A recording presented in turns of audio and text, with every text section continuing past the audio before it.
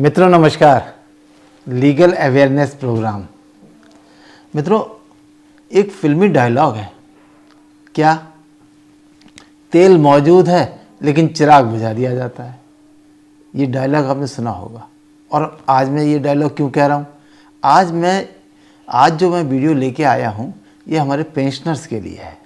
Pensioners मतलब 60 वर्ष जिन्होंने पूरा किया और जिनके लिए एक बहुत ही उम्मीद की किरण और बहुत ही एक उत्साहवर्धक दिन आया, जिस दिन का रिटायरमेंट का दिन आया। अब ये तो बहुत ही अच्छी बात है। देखिए, ये तो लोग एक दूसरे को बधाई देते हैं कि साहब आपकी सर्विसेज पूरी हुई और 60 वर्ष पूरे हुए, 60 वर्ष आयु के पूरे हुए, तो रिटायरमेंट का दिन आ गया। लेकिन इसका मतलब क्या है? इसके मतलब तो दूसरे भी लोग लगाते हैं कि अब आपको काम करने की ज़रूरत नहीं है, अब आप सेवानिवृत्त हैं, अब आप रिटायर हैं, अब आप पेंशन भोगी हैं। तो इसका मतलब क्या हुआ कि अब आपको काम करने की ज़रूरत नहीं है। लेकिन मित्रों, मैं जो कहना चाहता हूँ वो क्या है? वो ये है कि काम तो करने की ज़रूरत नहीं है। काम तो अब आपको आधा भी नहीं करना है, घर बैठना है, लेकिन आवश्यकताएँ तो पूरी हैं। आवश्यकताओं में तो कोई कमी आई नहीं, एक ही दिन के अंदर आवश्यकताएँ वैसी ही रहीं। तो अब जबकि रिटायरमेंट का दिन आया, जब काम से फ्री हुए, तो घूमने घामने देश विदेश में घूमने का दिन आया, उसके लिए आवश्यकताएं हैं। घर बनाने के दिन आए तो घर बनाने के लिए आर्थिक रूप से पैसा चाहिए। बीमारी कोई है उसका इलाज, बच्चे बड़े हो गए उनकी शादी विवाह, इन सब के लिए पैसे की ज़रूरत होती है। तो काम से तो फ्री हो गए, लेकिन आवश्यकताओं से तो फ्री नहीं हुए। और इन आवश्यकताओं के लिए जब हमारे पेंशन भोगी जो रिटायरमेंट वाले लोग हैं वो जब जाते हैं तो वो कहते हैं, जो मैंने क्यों वाला डायलॉग कहा कि तेल मौजूद है, अभी एनर्जी कोई कमी नहीं है, लेकिन अचानक ही कह दिया कि अब आप रिटायर हो गए। बहुत ही अच्छी बात है और इसके लिए बहुत ही अच्छा माना जाता है। लेकिन अब कहने का मकसद मैं इस पर आ रहा हूँ कि आवश्यकताएँ तो वैसी हैं, और उन आवश्यकताओं की पूर्ति करने के लिए जब अब समय मिला कि अब काम पे भी नहीं जाना सकते हैं, अब हमें टाइम है, तो उसके लिए आर्थिक रूप से, और आर्थिक रूप से जब वो जाते हैं कि साहब हम अपने लोन की ले लें, बैंकों से कहते हैं कि हमको लोन दे दें, तो वो ये क्वेश्चन उठ जाता है कि उम्र तो 60 वर्ष हो गई, इसलिए साहब सीनियर सिटीजन हो गए, अब आपको लोन नहीं मिलेगा।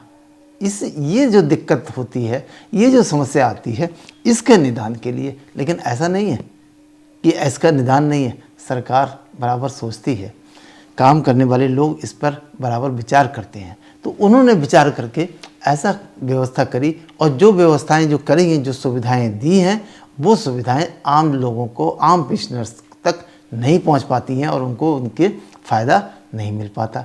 तो आज मैं ये जो वीडियो है वो ये 60+ लोगों के लिए, जो पेंशनर्स हैं, जो सेवानिवृत्त हैं, रिटायरमेंट वाले लोग हैं, उनके लिए है। और इसके तहत जो सुविधाएं हैं, छिपी हुई सुविधाएं हैं जिनको लोग नहीं मालूम है, उनको मैं आज की वीडियो में बताऊंगा। तो सर्वप्रथम है SBI पेंशन लोन स्कीम है। क्या है? SBI मतलब स्टेट बैंक ऑफ इंडिया का पेंशन लोन। तो ये पेंशन लोन जो है ये केवल रिटायरमेंट वाले पेंशनर्स के लिए ही ये स्कीम लाई गई है। तो इसमें क्या है, कम ब्याज पर, कम ब्याज दर पे ये लोन उपलब्ध कराया जाता है। कम पेपर्स, कोई डिमांड ज़्यादा नहीं होती, वही KYC वाले पेपर्स को लेकर के बहुत कम समय में, जिसमें जटिलताएं नहीं है, ये लोन प्रोवाइड किया जाता है SBI के द्वारा। तो इसका नाम भी है SBI पेंशन लोन।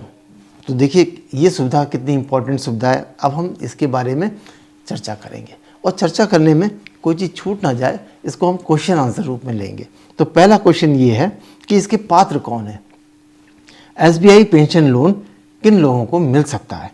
तो मित्रों, ये राज्य सरकार से, जो स्टेट गवर्नमेंट में जिन लोगों ने जॉब किया है, स्टेट गवर्नमेंट के जो रिटायरमेंट वाले लोग हैं, पेंशनर्स हैं, केंद्र सरकार के जो पेंशनर्स हैं, डिफेंस पेंशनर्स हैं, और फैमिली पेंशनर्स जो हैं, ये लोग इसके पात्र हैं। इनके लिए ये सुविधा है, इस SBI पेंशन लोन।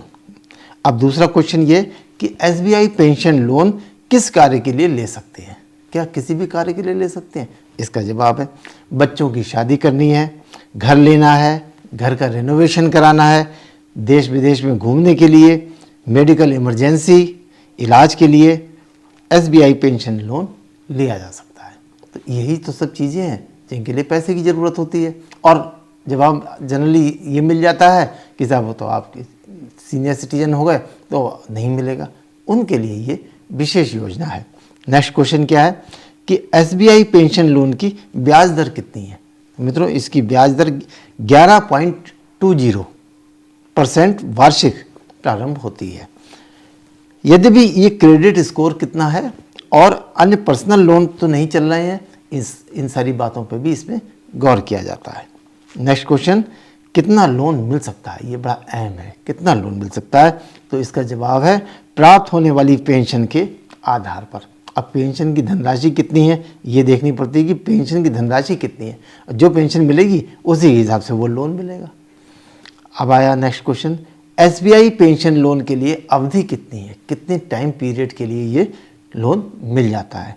तो ये SBI पेंशन लोन की अवधि लोन लेने वाले की एज पर निर्भर करती है कि उसकी एज कितनी है। तो क्या इसके लिए इसका क्लैरिफिकेशन क्या है, यदि पेंशन लेने वाला 72 वर्ष से कम है, 60 साल में रिटायर हो जाते हैं, आप गौर कीजिए, 72 ईयर्स उसकी एज से कम है तो उसको 5 साल के लिए ये मिलेगी।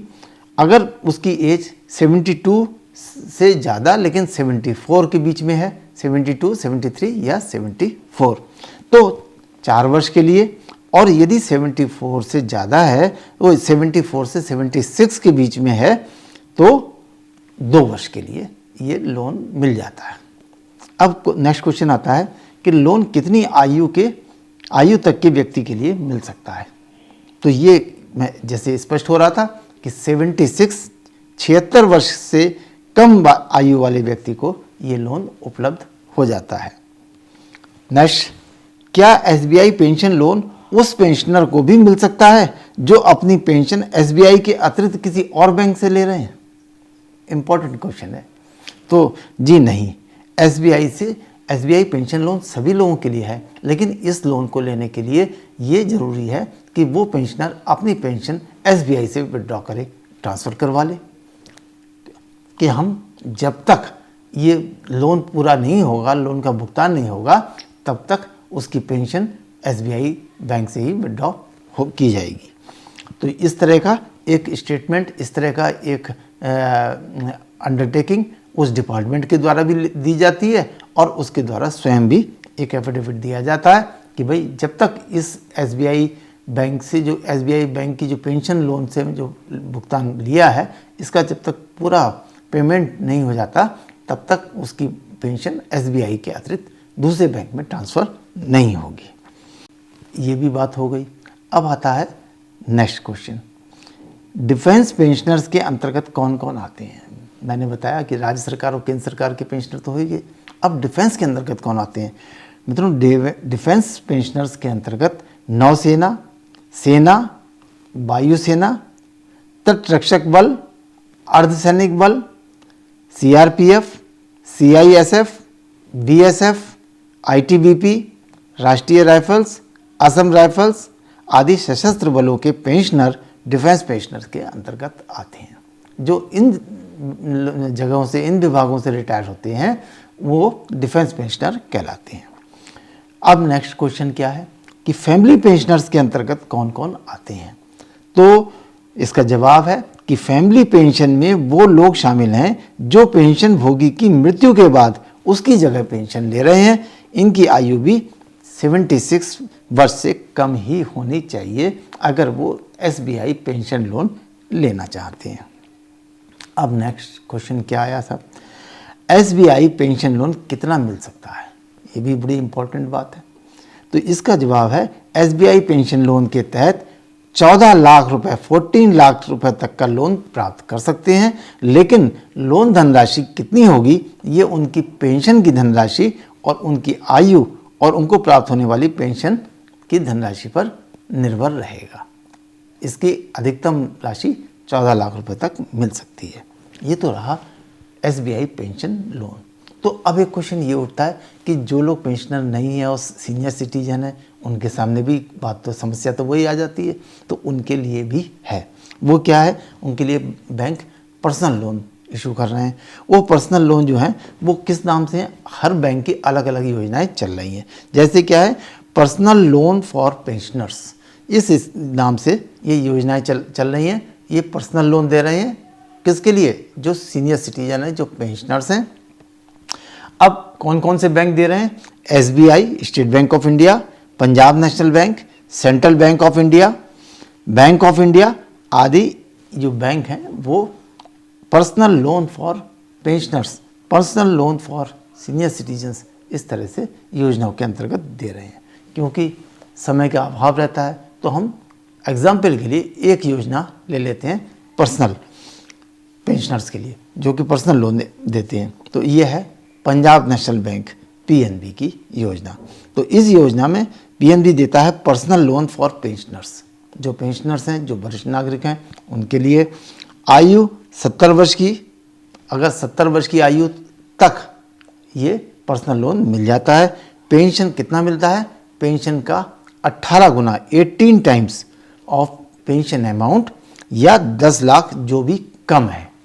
दूसरा, 70 साल से 75 साल के जो लोग हैं उनके लिए पेंशन का 18 टाइम या 7.5 लाख रुपए, 7,50,000 रुपये जो कम है। और अगर 75 से 75 ईयर्स से अधिक के लोग जो हैं वो भी लेना चाहते हैं तो 5 लाख रुपये या 12 महीने की पेंशन की धनराशि जो कम है। तो ये कितने EMI में पेमेंट करना पड़ेगा, इसका पेमेंट 60 EMI में करना पड़ेगा। लेकिन 75 ईयर्स से ज़्यादा जो लोग हैं उनको 24 EMI में इसका भुगतान करना पड़ेगा। तो मित्रों, ये बहुत ही इम्पॉर्टेंट बात हो गई कि सुविधाएं तो दी जा रही हैं लेकिन सुविधाएं पहुंच नहीं पाती, और ना पहुंचने का वजह क्या है, उनकी जानकारी नहीं है।